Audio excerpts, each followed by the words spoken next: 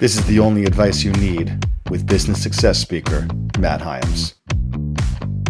Today we're talking about how to support your coworkers. We're going to talk about a tuna fish, helping people when they don't want it, and how speaking up for your coworkers in team meetings can actually backfire on you.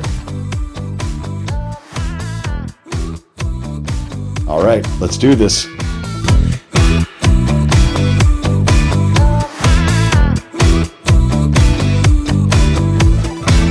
How can you be more supportive as a coworker?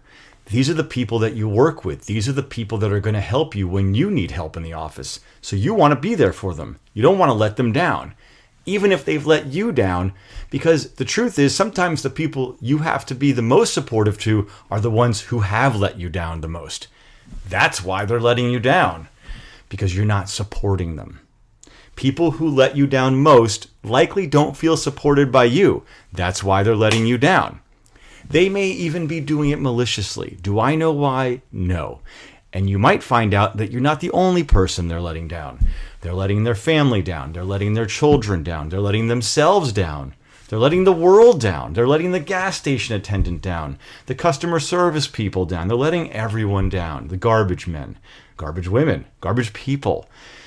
This was my story a while back. I had a coworker in my first business, and they said to me, "You're letting me down a lot." And I said, "Look, it's not just you. I'm letting everyone down, and I have been for a while." Because they wanted to be more supportive of me, I was able to change. So, how can you be more supportive of your coworkers? Well, one way is to insist that you help them. Say, "Hey, what are you working on? What projects are you working on? I would like to help you." And even if they say, "Hey, it's okay, we don't need your help," help them anyway. Help them even if they don't want you to. That's the secret to supporting people.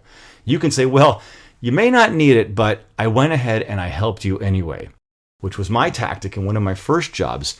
I told a team of people that I wasn't actually on. I just saw them in the hallway. I said, "Actually, I changed your PowerPoint deck already without you knowing, and I sent it to the client because I was trying to help." And they said, "Well, that's not supporting us. That's sabotaging us."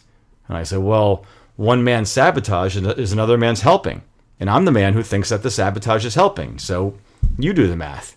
Also, a lot of times when people say, "No, it's okay, you don't have to help me," these are the people who most need your help because they're suffering quietly inside. They don't feel deserving of love. That's why they brush you off and say they don't need help. So if someone says to you, "Hey, it's okay, you don't have to help, I'm doing just fine on my own," what you should say to them is, "I can tell you need my help more than ever, and I'm here for you." And then don't leave them. At that point, shadow them for the rest of the day. Just hover around them. Don't let them go, because that might be the downfall.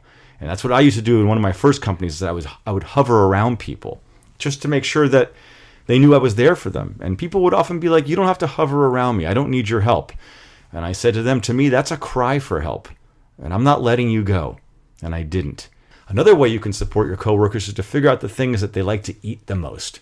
You might have one guy in the office, for example, who loves tuna fish. So how do you support them? Well, buy them so much tuna fish that they never have to worry about buying tuna fish again. I had a coworker once who I knew loved tuna fish sandwiches, and I wanted to help him, so I bought a lot of tuna for him. I made a bowl of tuna for him. Well, truthfully, it was more than a bowl. It was about 15 pounds of tuna fish that I made. I had to bring a large vat of tuna. I bought the vat at Home Depot to fit all the tuna that I bought him. And I said to him, "I think you're doing great work here, and I know you like tuna, and I know that you go out every day for a tuna fish sandwich. I watch you." He didn't know I've been watching him, but I had been. "So I've decided to save you time and trouble. I've made 15 pounds of tuna fish for you." And he said, "You really shouldn't have done that." I said, "I wanted to, because I want to support my coworkers." Now, the vat of tuna that I brought in took up so much space in the refrigerator that the office had to get a new refrigerator. And we had to get a separate fridge just for the tuna fish that I bought. It was the tuna fridge. We called it the tunerator. They had to have this tunerator. And he couldn't eat as much tuna as I had made for him, and the tuna did not last, or wasn't going to. When we saw that the tuna wouldn't last, he tried to eat a lot of it, and we offered the tuna up to the rest of the office at that point. And we said, "This is tuna can be for everyone." And everyone dug in and just started forking that tuna out of the vat whenever they were in the kitchen. And it was a bonding experience, and I supported more than one coworker.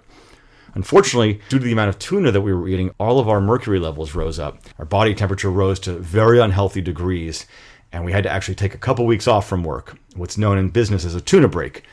Before the tuna break, the company wasn't doing well to begin with, and the tuna break didn't help, and that company didn't survive that tuna break. Some people blame me, but I didn't know this would happen. I was just trying to help. Who could have known tuna would be the company's downfall? Certainly not me. And people started calling me constantly on the tuna break and sending me text messages. Why did you make us eat all this tuna? I said, you didn't have to eat it. I didn't hear any complaints when you were digging your fork deep into that tuna vat every day, Susan. Also, while we were at home recuperating from our high mercury levels, we got word from the building management that the tunerator refrigerator exploded. Because what I didn't know is that there's apparently a certain level of tuna fish you can have in a fridge, and we went well beyond that level. Anyway, long story short, despite those high mercury levels, we're all doing great now. Well, those of us that survived. And my coworker, guess what? He doesn't eat tuna fish anymore. I cured him of the tuna fish addiction. He said it wasn't an addiction. He said, I just like eating tuna fish sandwiches, and now I can't eat them anymore because I have so much mercury inside of me. I'm so hot that I'm not allowed to eat certain fish anymore. But he can still eat shrimp. He can still eat mackerel. He can still eat pollock. And when he went to his new job, found out where he worked, I sent him an email. I said, I feel bad. You can't eat tuna fish anymore. I know how much you loved it. And your mercury level is so high. But I know you love fish. So I signed you up for a delivery service that's going to deliver pollock, fresh pollock, to you every day. And you can eat this because it's low in mercury. And there are going to be little pollock sandwiches that you can eat. And those are very low in mercury, so you can still do that. And those sandwiches ended up getting returned to me. I don't know. I think he either rejected the offer or he moved or the office couldn't take it. I'm not really sure. I never got a straight answer. And he stopped returning my emails and he blocked my number. How's that for supporting a coworker? So I ended up eating all of the pollock sandwiches, and I ended up alienating myself from the rest of the office that I was in at that point because the pollock smelled so fishy, no one wanted to eat lunch with me. And then I had to get a pollock refrigerator. I said, hey, everyone, hey, it's like the tunerator, it's a pollocator. And they didn't like that nickname. They were like, first of all, what's pollock? We've never heard of that fish. And I said, well, it's a type of fish. It's low in mercury, happens to be delicious. You should try it. They said, look, you got to switch it up. You got to eat some chicken or some hamburgers or some salads or something. It can't just be this fish, this pollock every day because you stink. And I said, well, I have another couple weeks of this pollock delivery service, so just bear with me. And also, on a side note, is there anyone who needs any help? Because I'm here to help people. So that's the story of the tunerator. Now, you can also support your coworkers in meetings. And it can be like a secret fun project of yours. You don't have to let everyone know, let your ego get in the way and tell everyone you're supporting people. Just let it be your thing.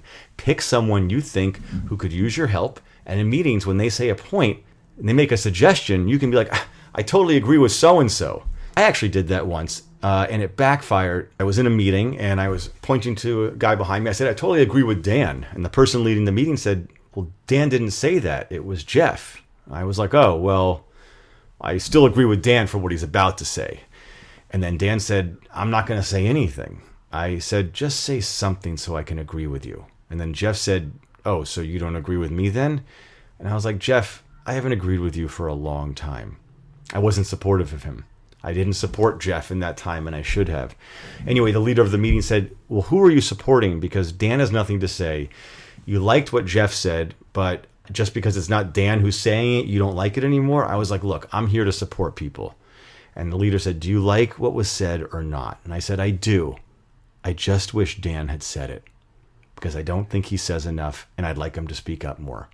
And then the leader said, Dan, how do you feel about that? And Dan said, I think I speak up plenty. I said, Dan, you don't.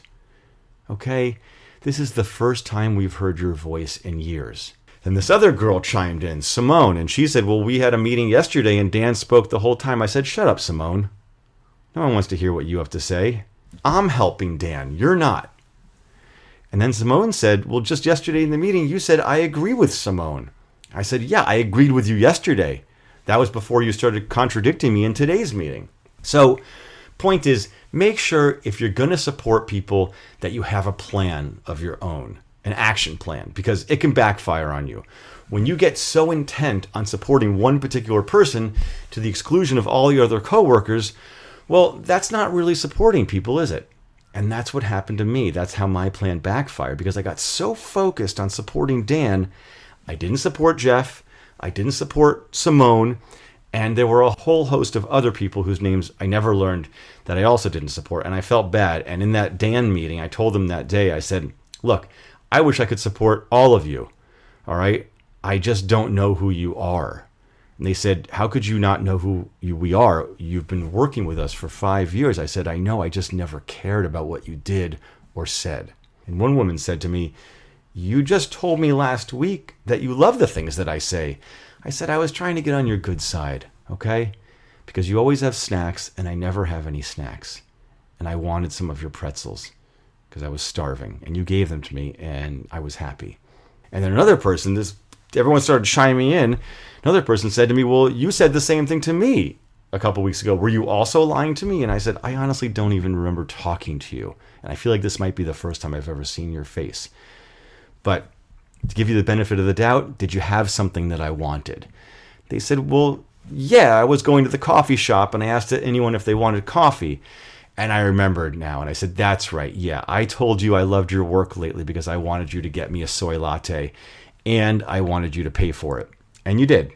I told you I would pay you back when you got here, and then I didn't have any cash in my wallet, but I knew I didn't have any cash in my wallet. I wasn't planning on paying you, but I really needed a soy latte because I hadn't gotten a lot of sleep the night before, because I had been letting so many people down in my life. My wife was screaming at me all night long, and so were my kids. She likes to tell them to scream at me. I told her, I said, that's not really fair. You can't turn my own children against me. And the leader said, look, this is more info than we need, okay? Just try to support everybody if you can. And I said, you know what? You're right. So that's a cautionary tale. So if you're going to support your coworkers, then support your coworkers. This is not how to support your coworker, Uno. No, this is how to support your coworkers, because you're all in it together. You're all on the same team. And that was the mistake that I made. So in meetings, you can just say, I like what I'm hearing from everybody. And as a final bonus tip for how to support your coworkers, you can buy them all pants. All right, everybody. That's it for this week. Thank you for joining me, and I'll see you next week. Take care.